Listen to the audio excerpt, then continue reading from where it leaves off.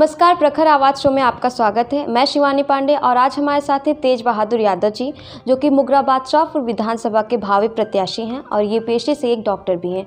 तो आइए बहादुर यादव जी से कुछ महत्वपूर्ण चर्चा करते हैं। सर, पिछली सरकार जो थी वो सपा की थी, उसके बाद लोगों ने भाजपा को चुना, तो ऐसे में आपको क्या लगता है फिर से सपा की सरकार उत्तर प्रदेश में बन पाएगी? इस बार जो है देखिए, जनता का विचार जो है परिवर्तन करने का है जी। परिवर्तन इसलिए करने का विचार है कि आज की जो राजनीति हो रही है जी। वो धर्म और जाति के आधार पर राजनीति हो रही है। माननीय अखिलेश जी एक ऐसे नेता हैं जो धर्म और जाति की राजनीति करते, विकास की राजनीति करते हैं। जी। आपने देखा होगा पिछले उनकी सरकार जब माननीय मुख्यमंत्री अखिलेश यादव जी थे तो आपने देखा सभी का विकास हुआ। विकास बारे में आप अगर देखेंगे तो आप देख रही हैं एम्बुलेंस की व्यवस्था जी उन्होंने किया, महिलाओं की जान चली जाती थी जी। और जो गरीब महिला होती थी वो अगर किसी भी व्हीकल की व्यवस्था करना चाहती, गाड़ी की व्यवस्था करना चाहती थी तो लोग उसके पैसे ना होने के कारण मना कर देते थे, पैसा दे नहीं पाएगी, क्यों परेशान होंगे। उनकी जान वहीं चली जाती थी, परेशान हो जाती थी, बच्चा पैदा हो जाता था, ब्लीडिंग हो जाती, तमाम केसें होती थी। इस सारी व्यवस्था को देखकर माननीय अखिलेश जी ने एम्बुलेंस की व्यवस्था कराई है तो विकास हुआ। वो किसी एक जाति धर्म का विकास नहीं है, सबका विकास है, सबका सहयोग होता है। गाड़ियाँ आती हैं, ले जाती हैं, एक जाति के लिए काम नहीं किया माननीय अखिलेश जी ने जी। सबका विकास हुआ उसमें। और एक्सीडेंट हो जाता था, गाड़ी लोग छोड़ के कोई देखता नहीं था, वहीं दम तोड़ देते लोग। 15 मिनट में गाड़ी फ़ोन करने पे पहुंचती है, उनको उठा के अस्पताल ले जाती है, इलाज करवाती हैं लोग और जाने बच जाती हैं। आप सड़क की व्यवस्था देख लीजिए, माननीय अखिलेश जी ने मेट्रो और सड़क की जो व्यवस्था की उस पर सभी लोग चलते हैं। विकास का एक कड़ी है उसमें, आप देख लीजिए। रोड को देखेंगे तो 23 महीने में मेरी सरकार माननीय अखिलेश जी ने उस रोड को बना के जनता के बीच दिखा दिया।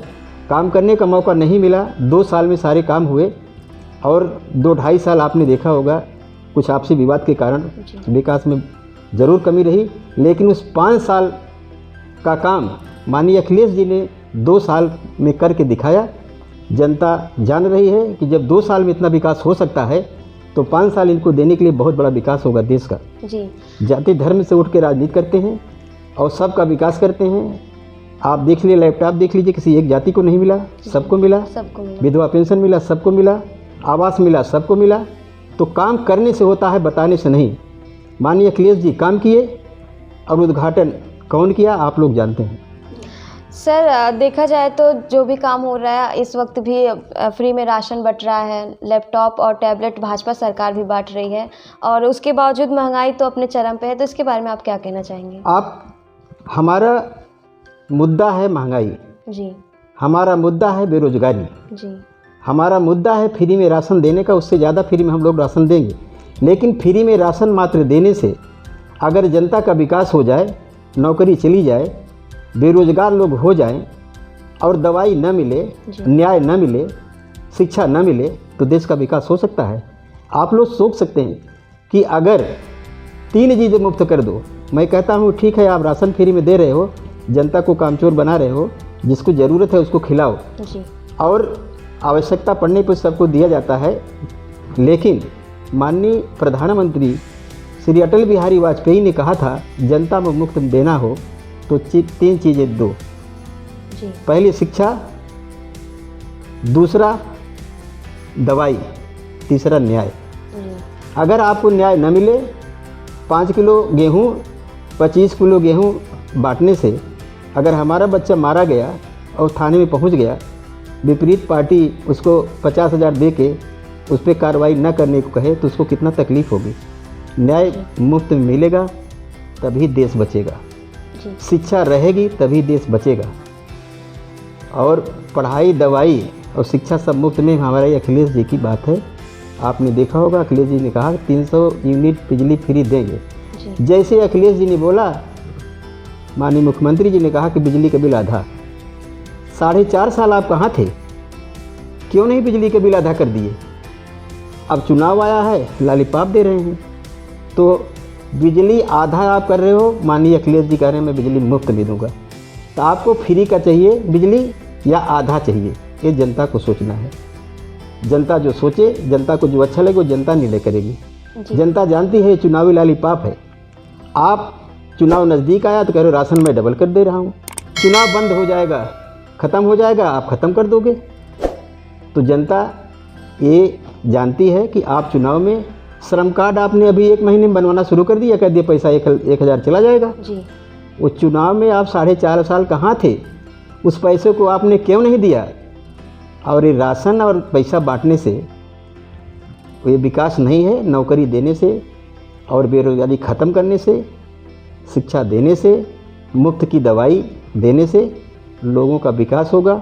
अगर मुझे 20,000, 25,000, 50,000 नौकरी लग जाए तो मैं उससे अपना बच्चे की पढ़ाई भी करा सकता हूँ, दवाई भी करा सकता हूँ और खाना भी खा सकता हूँ, राशन भी ले सकता हूँ।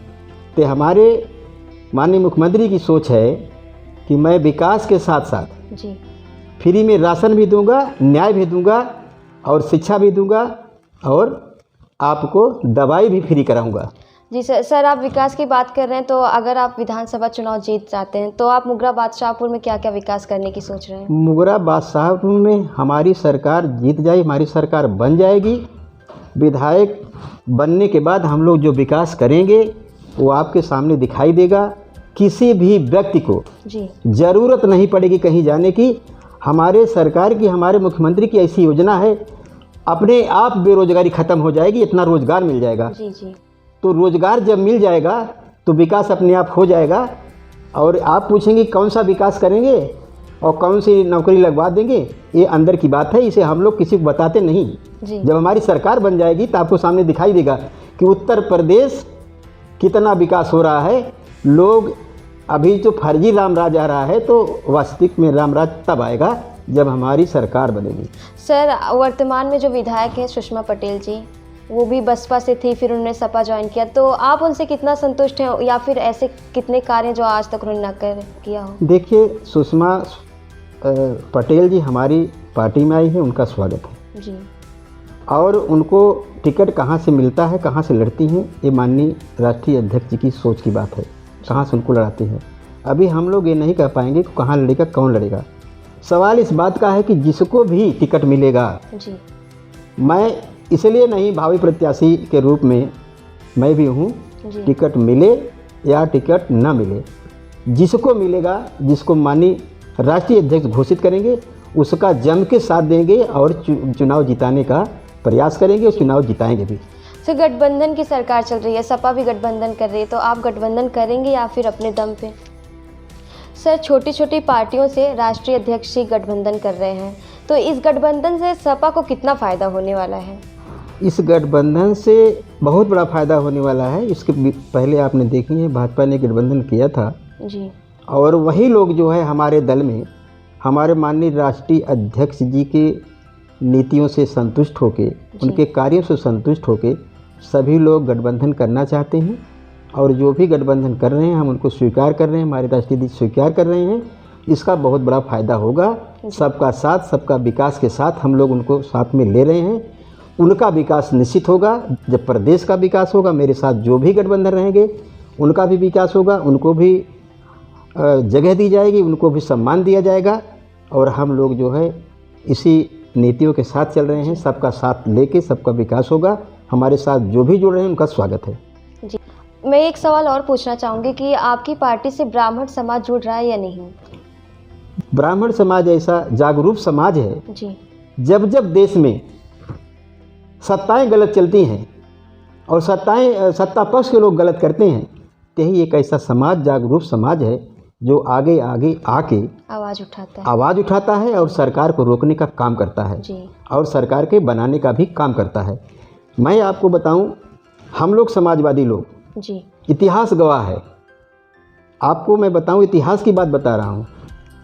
आपने देखा होगा, हम लोग राम को मानते हैं, हम लोग कृष्ण को मानते हैं, हम लोग राम मनोहर लोहिया को मानते हैं, हम लोग अम्बेडकर को मानते हैं, हम लोग सावित्रीबाई फुले को मानते हैं। हम लोग जो देश के लिए अपनी जान कुर्बानी दिया, हम लोग उनका सम्मान करते हैं।